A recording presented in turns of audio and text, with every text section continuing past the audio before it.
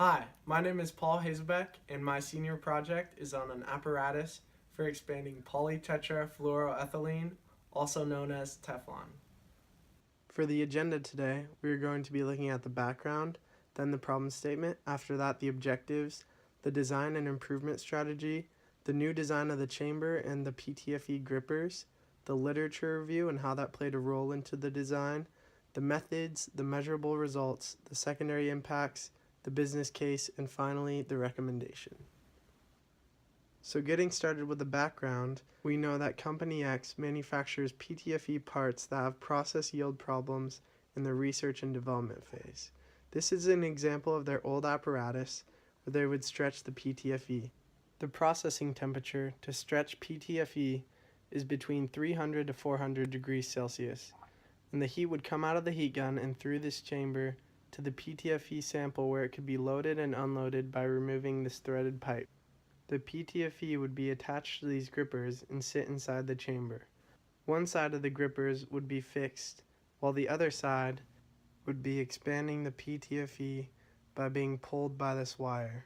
The wire goes down this insulated chamber to the flywheel that is connected to the motor, so unloading and loading was made difficult when the sample was elongated deep in the chamber. Combining this with their loss of heat due to poor insulation made their cycle time 1 hour per sample. Their old method also resulted in lack of useful tests due to poor quality. This brings us into our problem statement that Company X's quality issues and inefficient processes result in 90% of the material and labor being wasted. This is costing the company roughly $500 per sample. Another problem is that the PTFE slips out of the grips at such high temperatures. The sample time of 1 hour is also too long for the R&D phase, and the material takes a long time to heat up because the old system doesn't hold in the heat well. Therefore, my objectives for this project were to design a new apparatus for PTFE expansion that works faster than the old system with fewer defects, with a target goal of 50% or less, and improve the financial and operational results for manufacturing PTFE parts through reducing the sample time from 1 hour to 30 minutes or less. For the design and improvement strategy, there needed to be a well-insulated chamber that was constructed for the testing apparatus to maintain heat throughout the entire process. There also needed to be CNC machined tooling fixtures, also known as PTFE grippers, with more surface area to create more friction to hold onto the part at high temperatures. In addition to that, there needed to be 2 identical sets of PTFE grippers to reduce the cycle time and eliminate the cool-down phase. A process for unloading and loading that is much simpler needed to be created as well to reduce the cycle time. This is the new design of the chamber that minimizes loss of heat and reduces the cycle time. One way the cycle time is reduced is by having both of the lids mounted together so the operator can bring them up or down in unison. There are also convenient handles that are easy for one person to operate. The chamber also has better insulation to reach higher temperatures faster. The new apparatus uses 2 chambers to keep in as much heat as possible, and there is a path for air to flow with the inlet blowing directly on the PTFE sample and the outlet on the opposite end of the chamber near the bottom.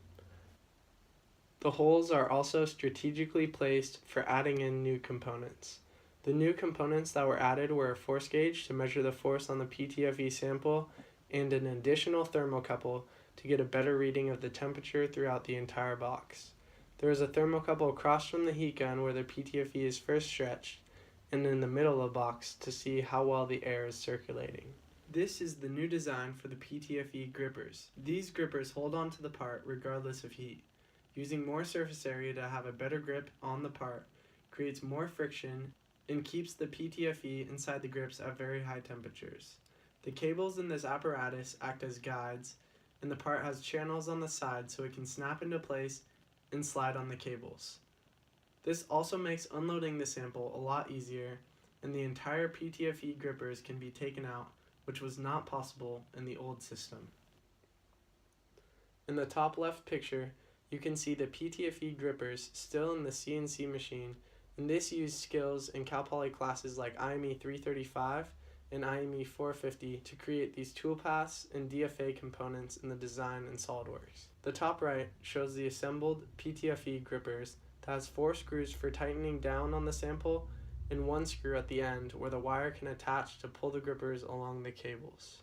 The bottom left shows the sample inside of the grippers and where it started, and the bottom right is after the expansion process takes place, and as you can see, where it started and where it ended is a huge difference, and the porous microstructure helped it expand greatly.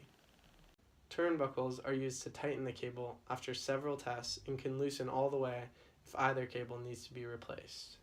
Some things that helped me along the way were knowing that the porous microstructure of the expanded material is affected by the temperature and the rate at which it is expanded, which is in Gore's patent of the original expanded PTFE. This helped me understand the main factors to analyze and helped me decide to get a force gauge to obtain the maximum ePTFE in the future for this company. The tensile strength was also a factor to see what kind of forces needed to be generated, looking at cross-sectional area of what would be pulled, and that helped in deciding what force sensors to get. Another factor in this apparatus was different types of boxes with hinges to see what could optimize the cycle time. The sizing of both boxes was important too, so the front edge wouldn't hit the insulation when the lid closes. And finally, one other thing that needed to be learned was how to tighten a cable, which led to the idea of turnbuckles. Before implementation, I did 3 different tests with a constant rate of expansion. The first test was no heat and went until the part broke. The second test was low heat, and the third test was high heat. There are approximately 30 more tests done with heat that the company has conducted since then. For the measurable results, I decided to compare how the system was previously before I started and how it is now, and what my goals were, and how my goals either succeeded or failed. So the first goal was an overall cycle time of 30 minutes or less instead of 1 hour, and this decreased to 10 minutes. Another objective is the grip strength of the tooling fixture withstanding the entire operation, and this remained true for all the tests done on the system. And finally, the defect rate that was previously at 90% had a goal of getting to 50% or less, and my system achieved a 100% success rate based on 30 trials. There are a few secondary impacts that the company needs to consider. First is that the operator needs to wear protective equipment. Second is that interlocks are necessary in future models if the company decides to make more testing systems. Next is that they waste less PTFE and use less energy by using this system. And fourth is that there will be an organizational change because they're moving towards automation. Fifth is that ramping up production means hiring someone, or you might need inventory control. And sixth is that elongating the PTFE will be better for their business and may open up new doors for them in the future. For the business case, there are 3 categories describing what product is being purchased.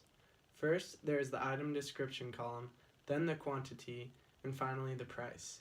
Everything in yellow, blue, and red is what has been purchased already, and everything in green is what the company might consider investing in for the future. As you can see, this project cost $1,463.15, and there is an additional $1,068.48 if the company wishes to invest in future development materials.